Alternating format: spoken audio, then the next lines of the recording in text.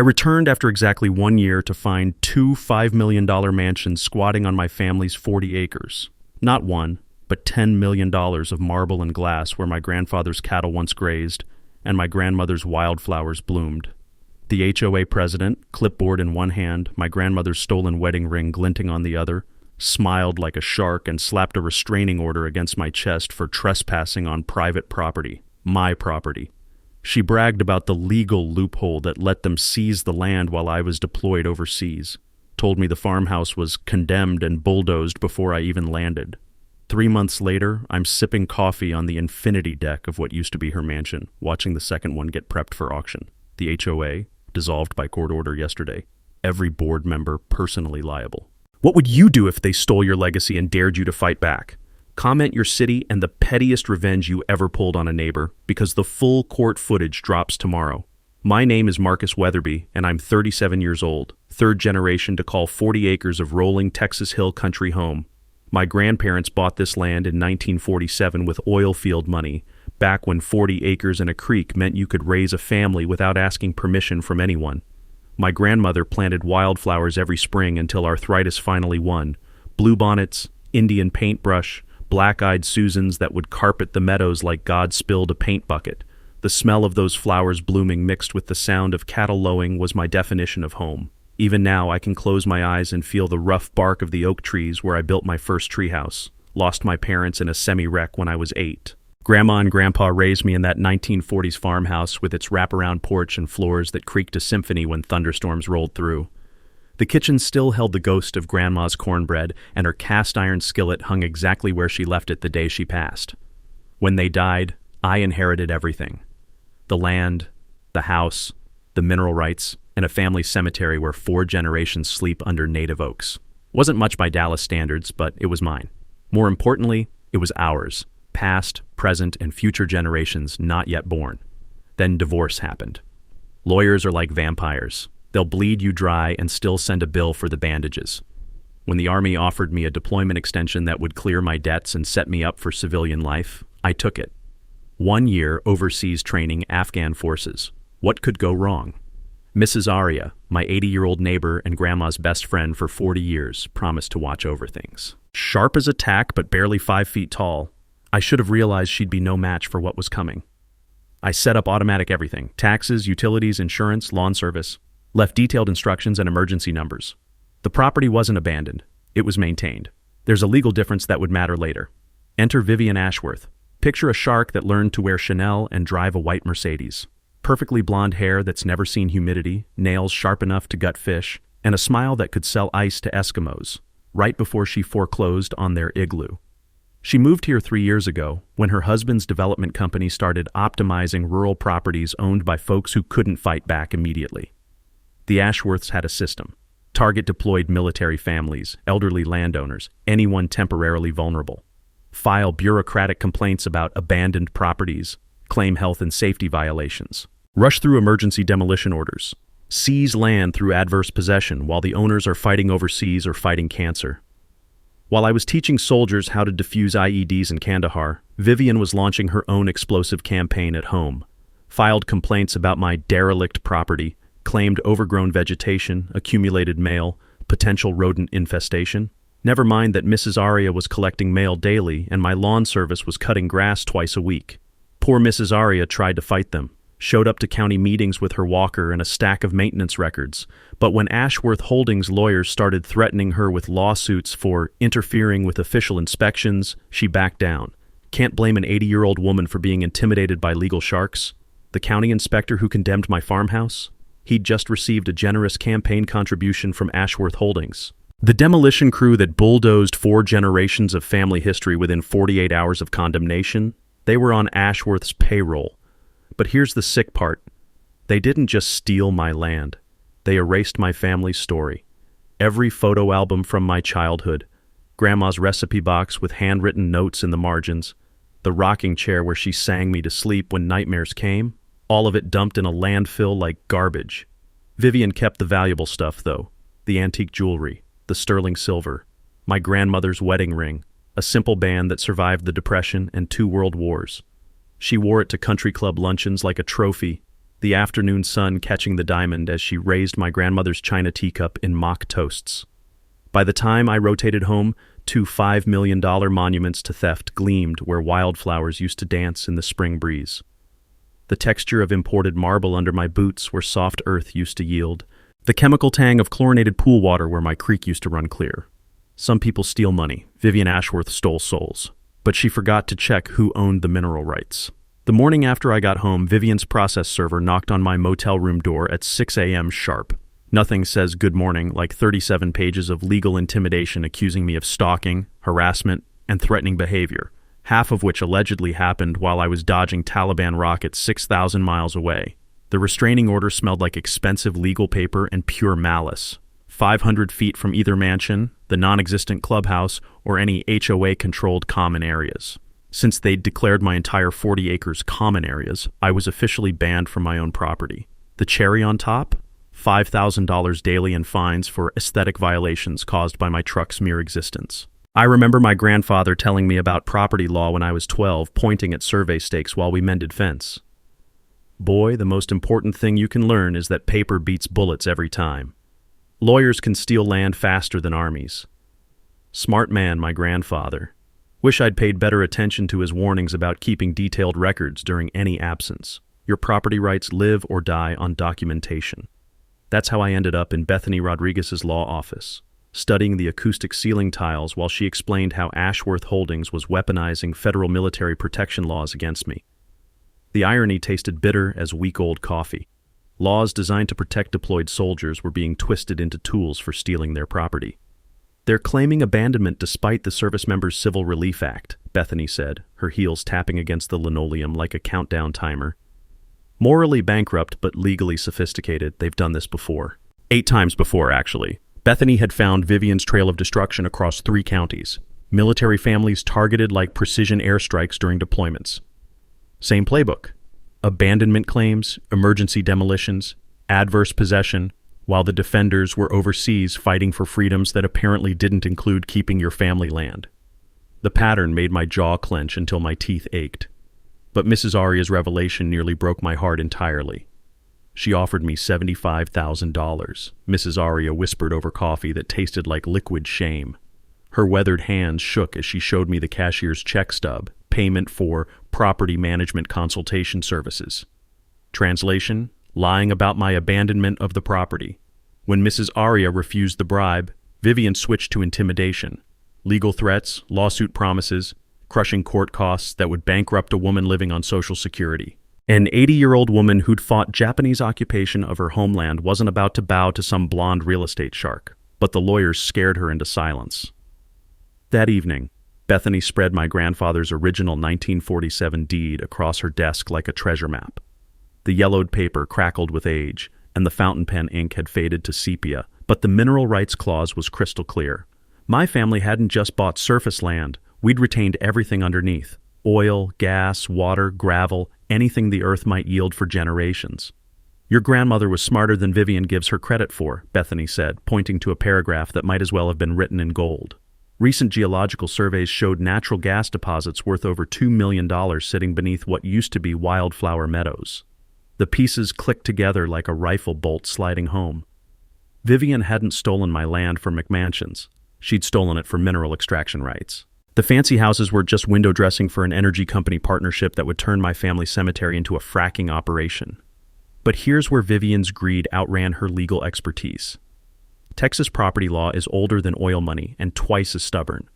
Mineral rights don't transfer unless explicitly sold in writing, witnessed, and notarized. My family still owned everything beneath the surface, which meant Vivian's energy company contracts were worth less than the paper they were printed on. Bethany filed our federal countersuit that night. Civil rights violations, fraudulent seizure, attempted mineral theft, $10 million in damages plus punitive awards that would make Ashworth Holdings wish they'd never heard of adverse possession. Vivian's response was pure theater. A press conference in front of her mansions, complete with crocodile tears about disturbed veterans threatening innocent families.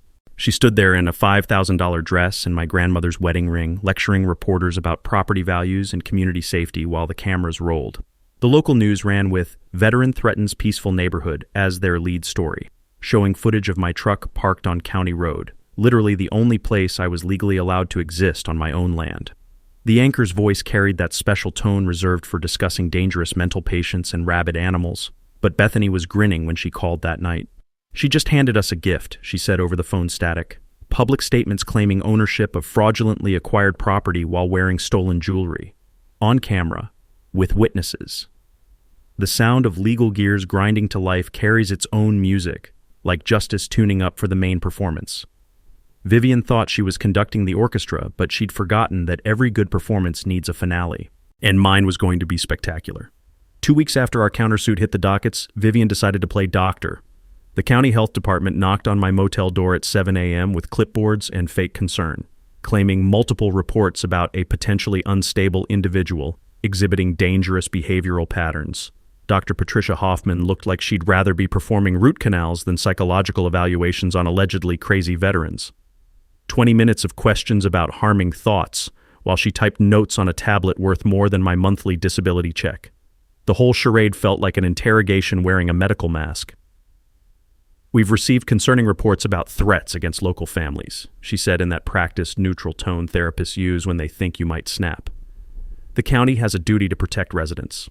The woman who stole my grandmother's ring was weaponizing mental health services, and they were treating me like the dangerous one.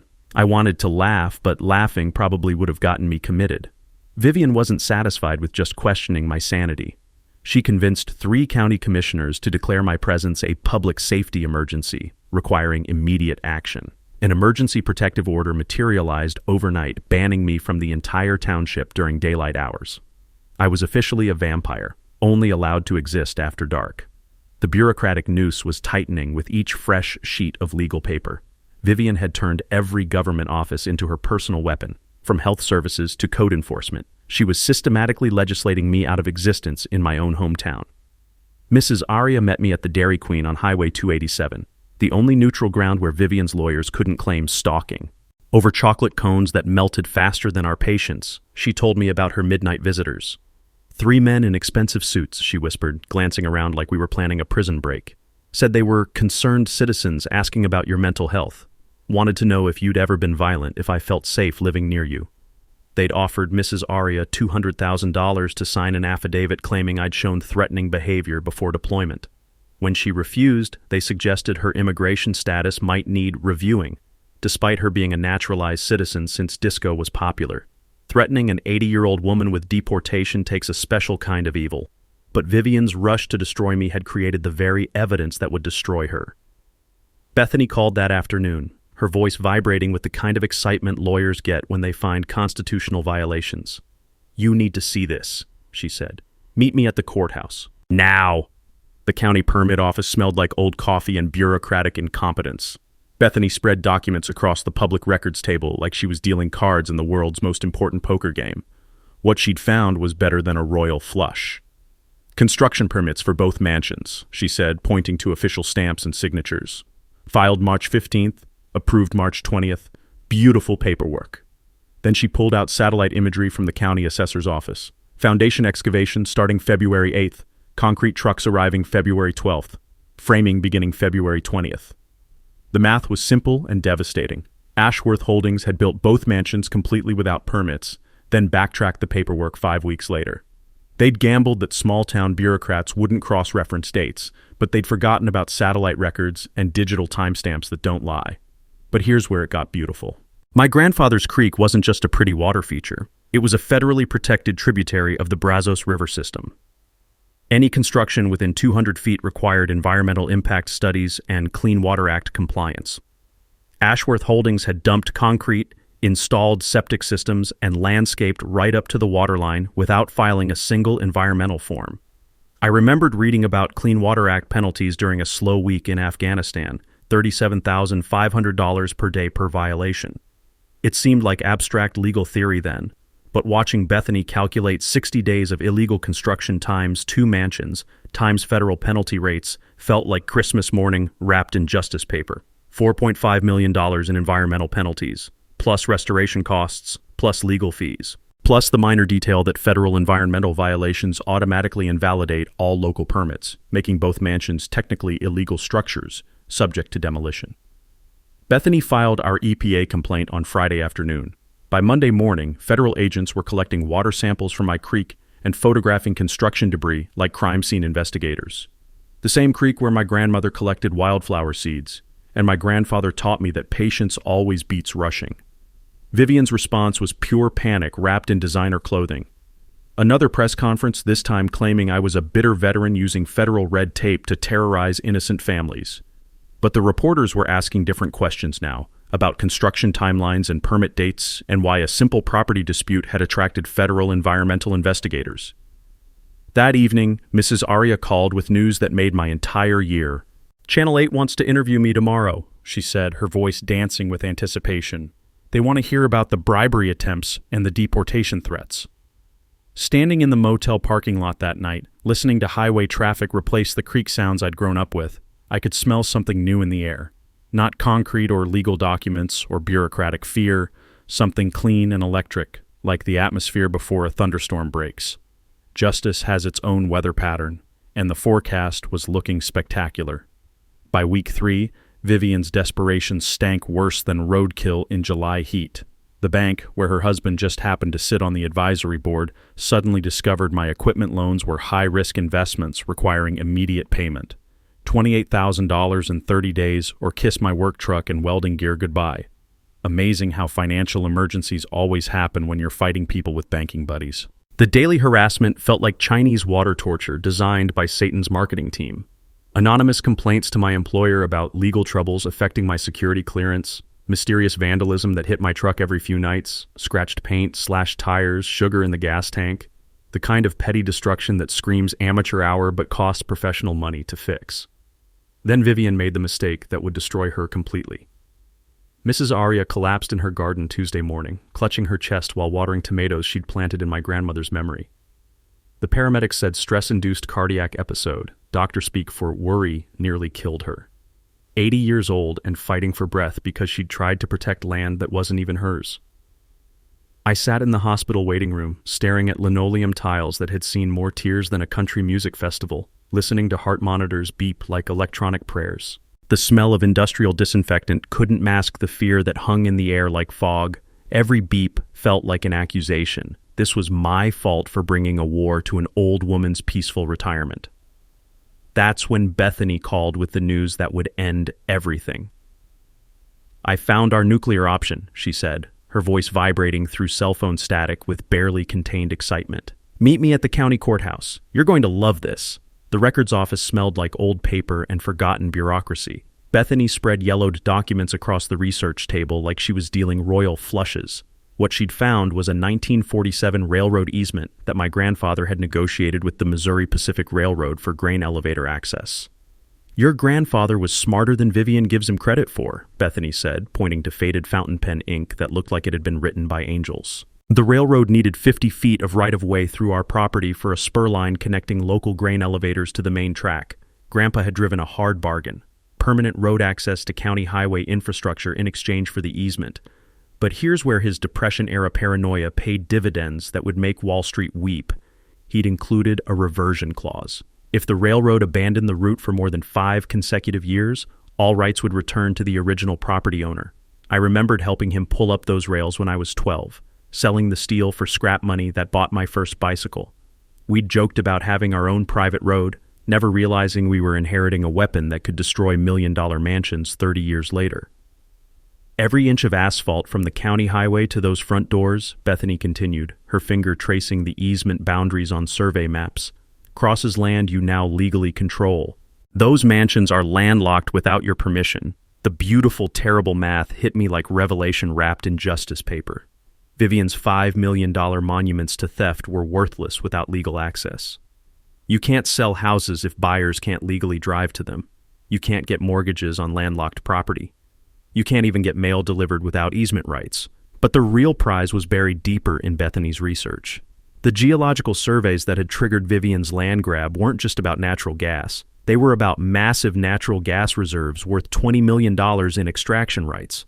A Houston energy company had already paid Ashworth Holdings $3 million in advance fees for drilling leases that would turn my family cemetery into a fracking operation. My grandfather's creek would have become a toxic waste dump. My grandmother's wildflower meadows would have sprouted drilling rigs instead of bluebonnets. The family land that had survived the Depression and 2 world wars would have been poisoned for profit while I was overseas defending the country that let it happen. Vivian had been so focused on the treasure beneath the surface that she'd forgotten about controlling access to it. All those millions in mineral rights meant nothing if she couldn't legally transport drilling equipment across my easement. She'd stolen the land, but not the key to unlock its value. That evening, Mrs. Arias squeezed my hand with fingers that felt like paper and bones while I explained how my grandfather's Depression-era paranoia had accidentally created the perfect trap. He always said the railroad men were too clever for their own good, she whispered through the oxygen mask. Guess he was cleverer.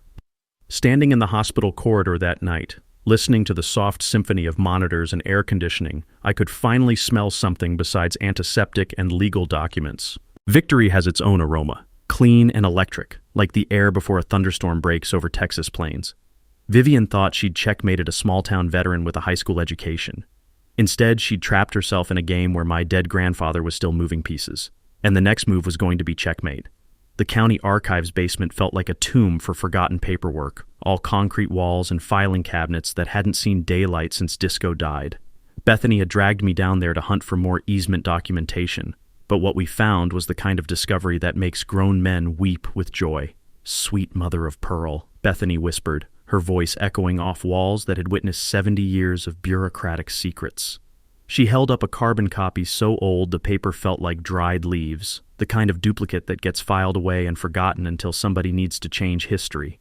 The document was my grandfather's original mineral rights agreement, not just the surface deed, but the subsurface contracts that spelled out exactly what the Weatherby family owned beneath 40 acres of Texas dirt, and what we owned was everything that mattered: oil rights, gas rights, water rights, gravel extraction, something called developmental easements that gave us veto power over anything deeper than a flower garden.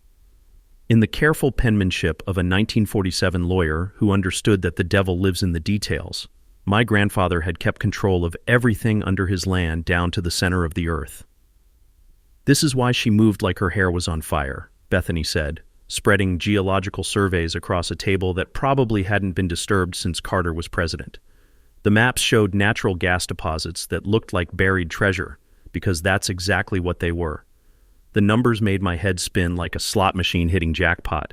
Conservative estimates suggested $20 million in extractable reserves. Recent fracking advances had made previously unreachable deposits commercially viable, which meant the real value could hit $30 million or more, enough money to buy half the county and still have change for a fleet of trucks.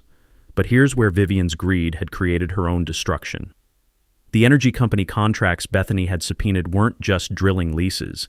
They were development partnerships that would have turned my family land into an industrial extraction site disguised as luxury housing.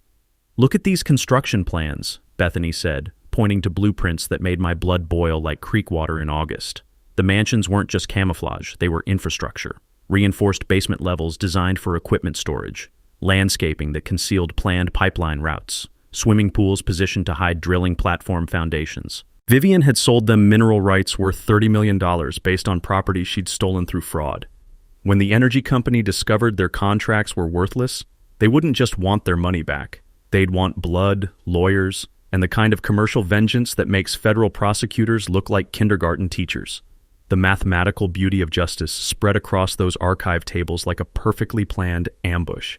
Vivian owed millions in fraudulent contracts she couldn't fulfill. Federal environmental penalties were climbing toward $10 million with no ceiling in sight. The mansion construction loans were leveraged against mineral rights she'd never legally owned. But the sweetest discovery was hidden in the fine print of my grandfather's railroad deal. If the easement ever reverted to the original property owner, which it had when the railroad abandoned the line, all subsurface development rights automatically transferred with it. My grandfather's handshake deal with the Missouri Pacific had accidentally created a legal nuclear weapon that would detonate 70 years later.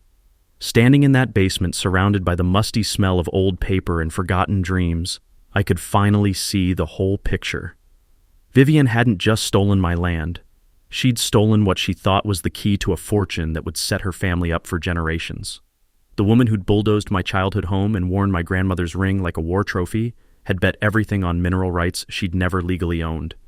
She'd gambled with stolen cards and was about to discover that the house always wins when you're playing against a dead man who'd planned 70 years ahead. My grandfather was about to win his final poker game from beyond the grave, and the pot was everything Vivian had ever stolen. The smell of fresh coffee and pure determination filled Bethany's law office as we transformed her conference room into a war room that would have made Pentagon strategists proud.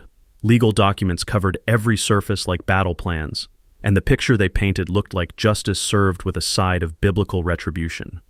"We're not fighting a property dispute anymore," Bethany said, her heels drumming against hardwood as she paced like a caged predator.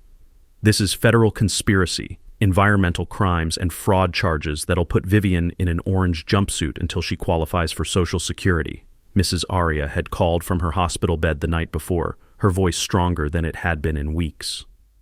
"I contacted every military family she targeted," she'd said, with the satisfaction of someone organizing the world's most righteous revenge. 8 families across 3 counties. They're all ready to testify about identical theft patterns. The Veterans Legal Defense Coalition had assigned their pit bull attorney to coordinate our case. Former JAG officer who specialized in predatory targeting of military families, she'd brought resources that made me want to salute. Unlimited legal support, federal prosecutor connections, and a database proving Vivian's operation was statewide organized crime disguised as real estate development. But our secret weapon was sitting in a Houston federal building, sharpening his legal claws for the hunt of a lifetime. The federal prosecutor handling white-collar crime had made his career destroying organized criminal enterprises, and Vivian's $30 million mineral rights fraud had triggered every alarm bell in the Justice Department. Pattern fraud targeting deployed military creates federal jurisdiction under multiple statutes, Bethany explained while organizing evidence that could choke a horse. Civil rights violations, conspiracy charges, organized criminal activity. The FBI wants to expand this into a multi-state investigation. The technical preparation felt like assembling a precision weapon designed to destroy everything Vivian had built on stolen land.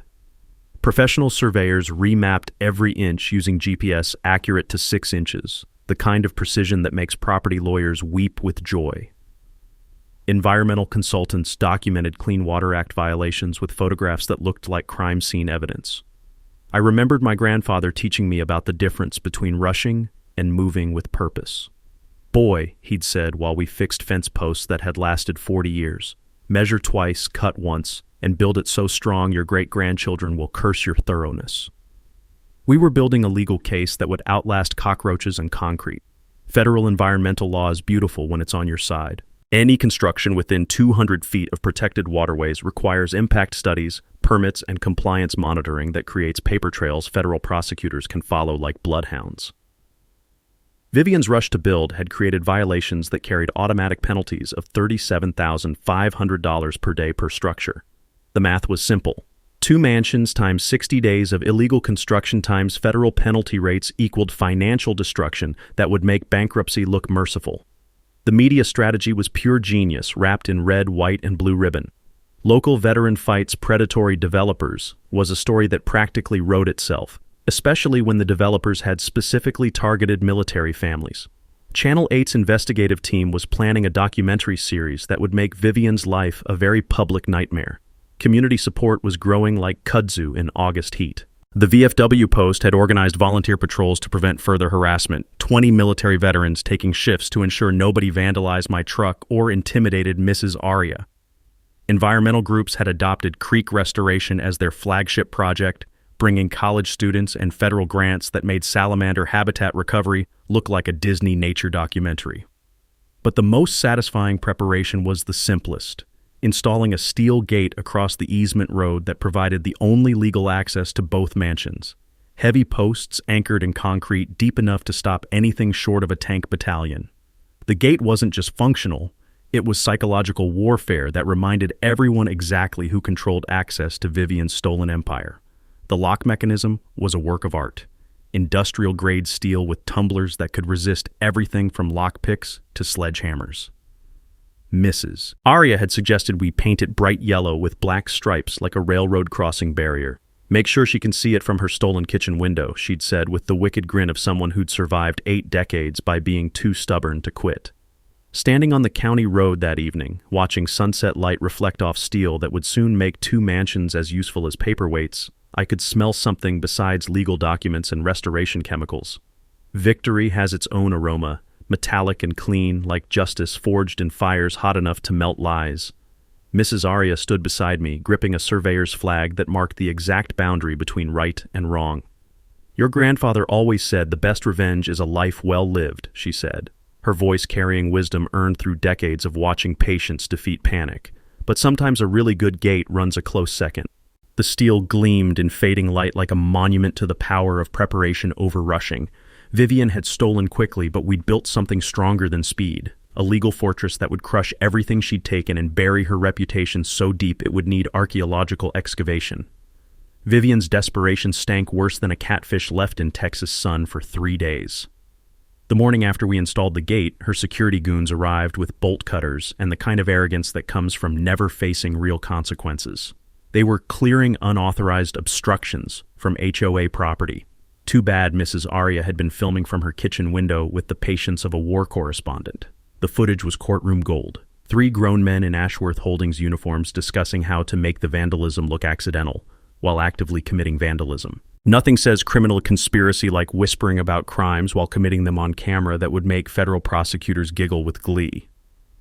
But cutting my gate was just the warm-up act for Vivian's main event of stupid. Someone tried to burn down my camping trailer at 2 a.m, using enough gasoline to fuel a small airplane, and the kind of amateur technique that screams, "Wealthy suburban woman who learned arson from YouTube videos." The fire fizzled out faster than Vivian's reputation, thanks to VFW volunteers who'd been watching my setup with night vision equipment and the reflexes of people who dodged actual mortars. The smell of gasoline and melted aluminum lingered for days, mixing with the acrid chemical signature that made federal arson investigators very excited about expanding their case files. Attempted murder of a military veteran creates federal jurisdiction faster than you can spell domestic terrorism, and the FBI takes a dim view of people who target soldiers on American soil.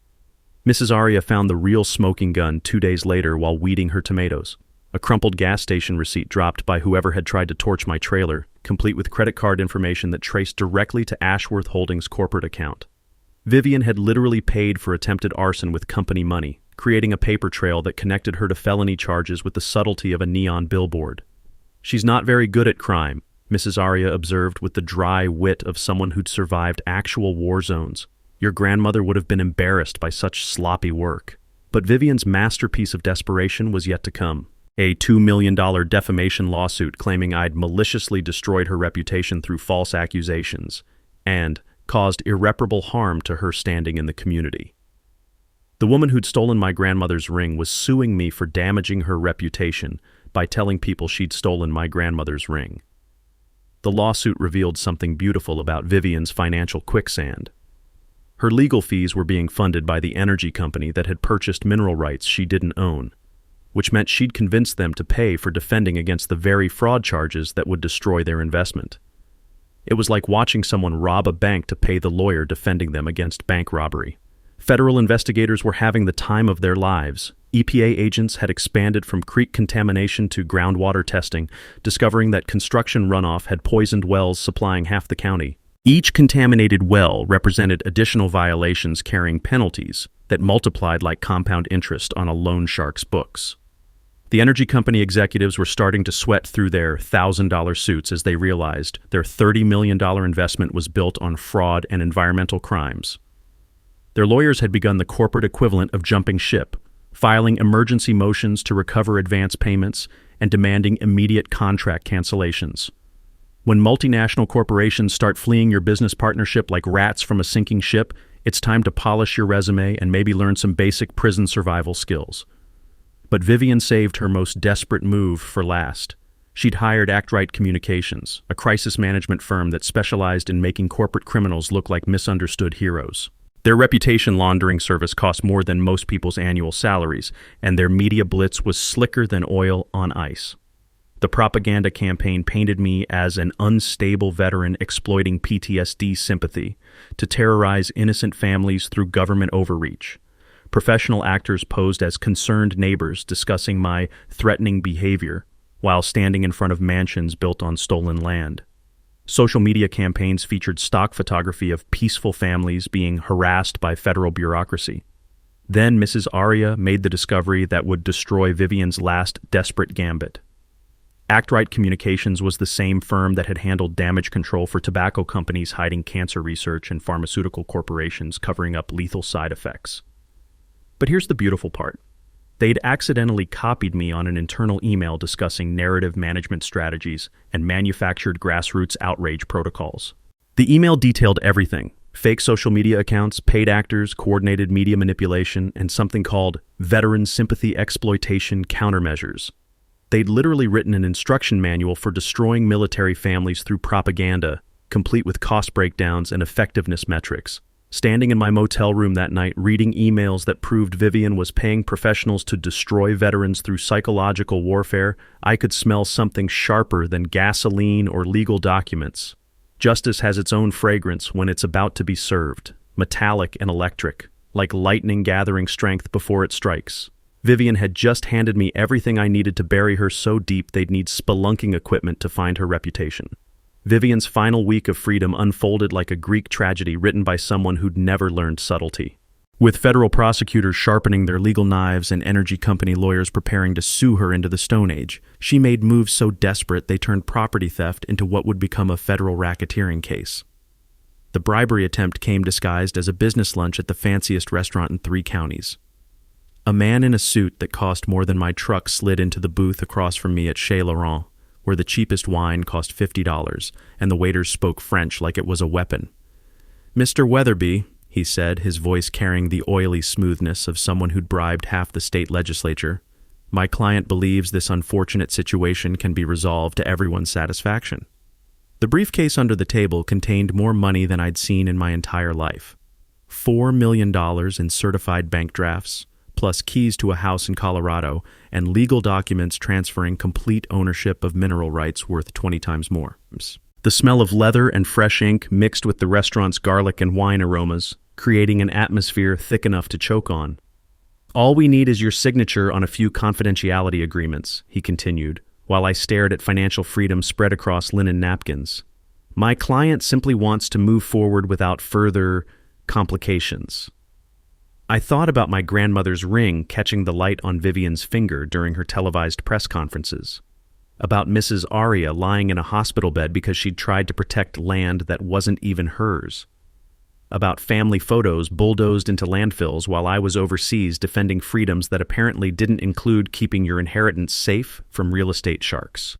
"Tell your client to spend that money on a good criminal defense attorney," I said, closing the briefcase with a sound like a coffin lid dropping. "She's going to need the best lawyers money can buy."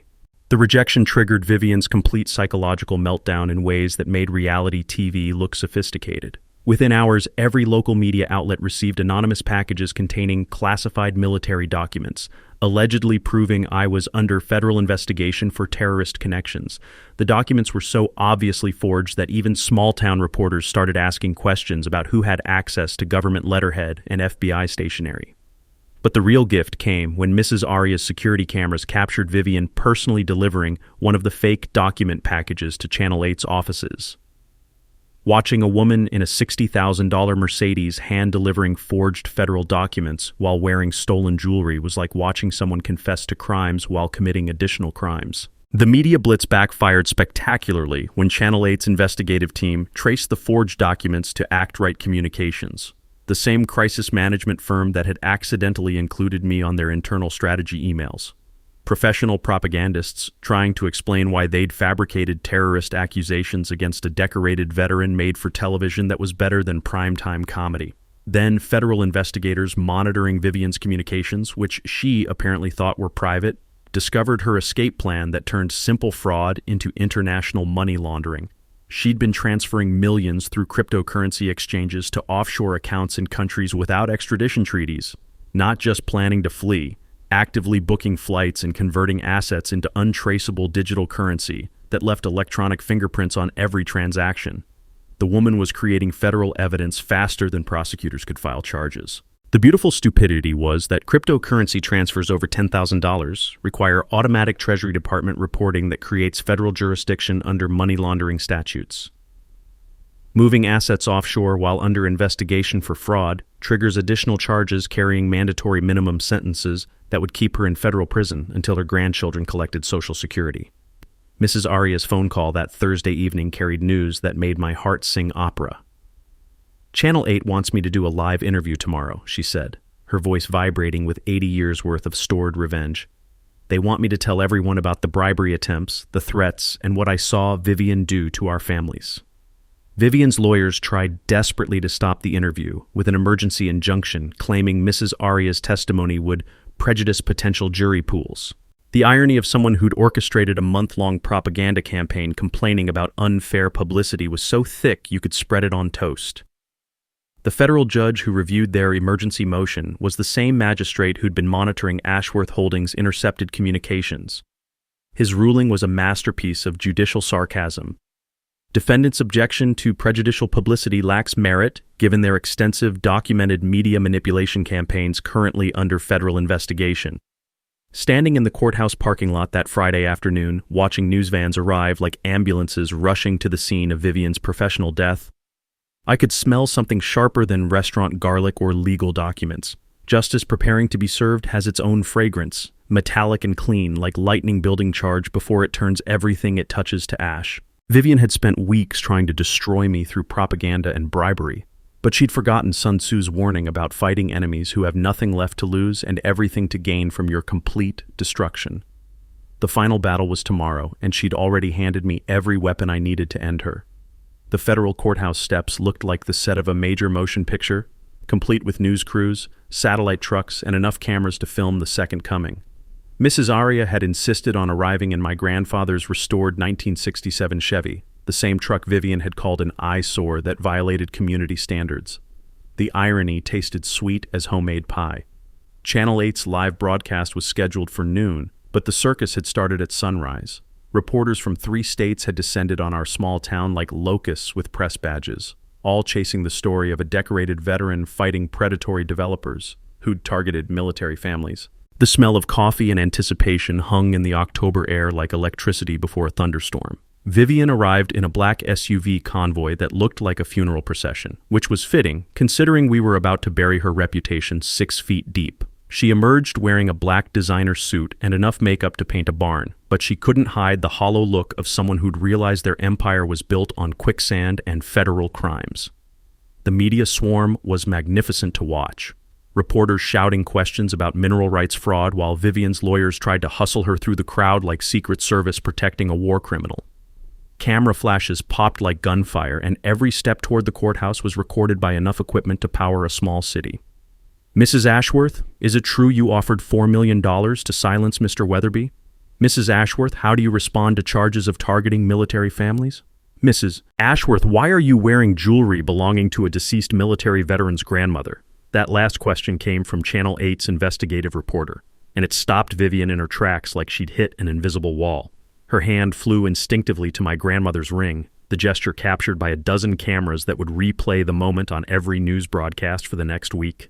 Mrs. Aria's interview was scheduled first, and watching an 80-year-old woman destroy a corporate predator with nothing but truth and righteous anger was like witnessing David load his slingshot for Goliath. She sat in the reporter's chair wearing her best dress and the kind of smile that had probably terrified Japanese occupation forces 70 years earlier. "She offered me money to lie about Marcus," Mrs. Aria said, her voice carrying clearly through speakers that broadcast her words to 3 counties. $200,000 to say he abandoned his family's land. When I refused, she threatened to have me deported. I've been an American citizen longer than she's been alive. The crowd's reaction was audible. Gasps and murmurs that rippled through the assembled media like waves. But Mrs. Aria wasn't finished delivering justice. "Then she wore his grandmother's wedding ring to dinner parties," she continued, her voice gaining strength with each word. "Served tea in his grandmother's china while bragging about how clever she was to steal from a soldier fighting overseas. That ring survived the Depression and 2 world wars. It deserves better than decorating the hand of a thief." The camera zoomed in on Vivian's face as Mrs. Aria spoke, capturing every micro-expression of panic and rage that flickered across features that had probably cost more than most people's cars. The woman who'd orchestrated a month-long propaganda campaign was being destroyed by an elderly immigrant armed with nothing but truth and perfect English. But the real knockout punch came when federal prosecutor James Crawford stepped up to the microphone forest that had sprouted on the courthouse steps like legal mushrooms after rain. The federal government is announcing expanded charges against Vivian Ashworth and Ashworth Holdings, he said, his voice carrying the authority of someone who'd destroyed organized crime families before breakfast.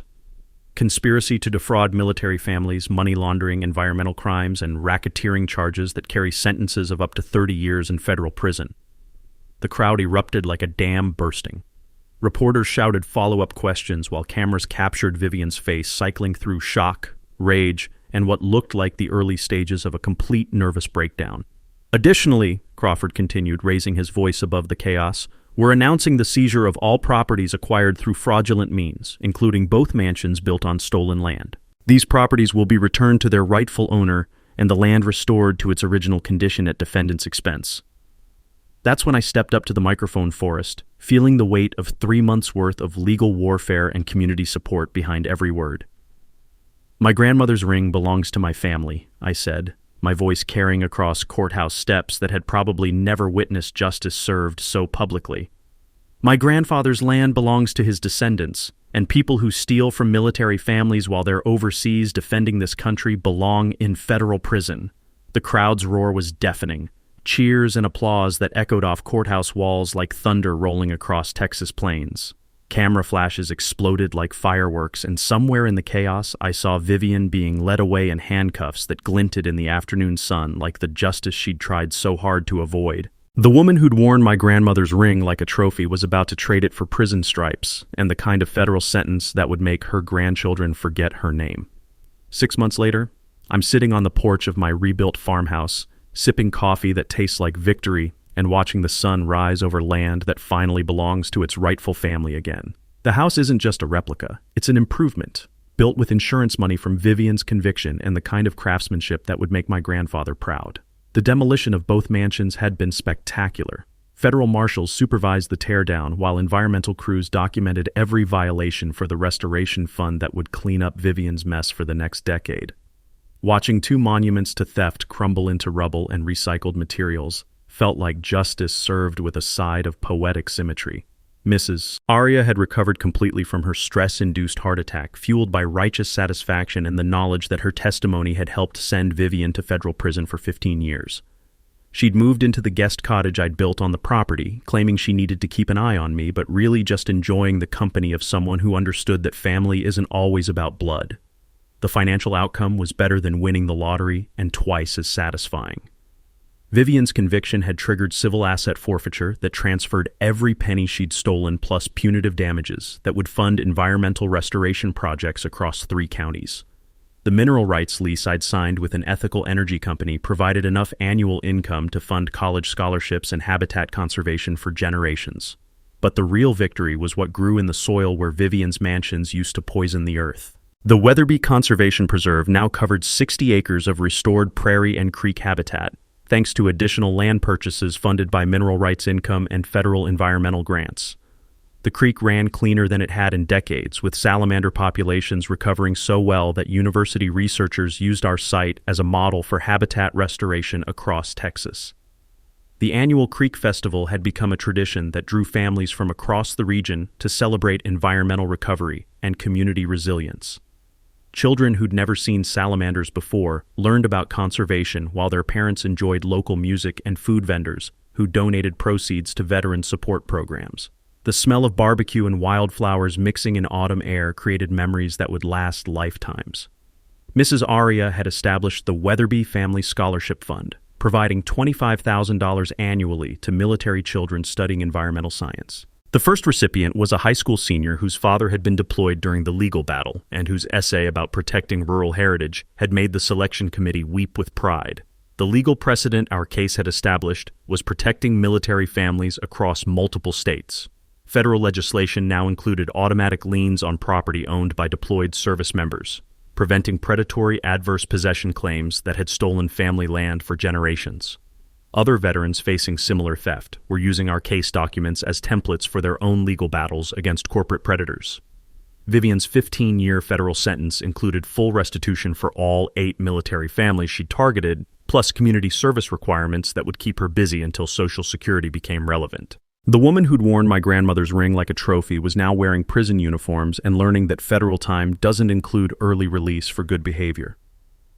The The ring itself sat in a place of honor on my grandmother's restored china cabinet, waiting for the day I'd slip it onto the finger of someone who understood that some treasures carry the weight of family history and the responsibility of protecting what matters most. Standing on my porch that morning, watching autumn mist rise from the creek where 4 generations of my family had found peace, I could smell something better than victory or justice, or even the wildflowers that had returned to bloom in soil, no longer poisoned by corporate greed. Home has its own fragrance, a mixture of memory and possibility, of roots deep enough to survive any storm and branches strong enough to shelter future generations who would never know how close they'd come to losing everything their ancestors had built. The land was safe. The family legacy was protected, and somewhere in federal prison, a woman who'd thought she could steal from military families was learning that some victories come with consequences that last longer than the crimes that earned them. Have you or your family faced HOA nightmares or property theft while serving our country? Share your story in the comments. Your experience might help another military family fight back. Subscribe and ring that notification bell for more stories about underdogs beating corrupt systems. Next week, how a retired teacher exposed a $20 million municipal fraud using nothing but public records and a library computer.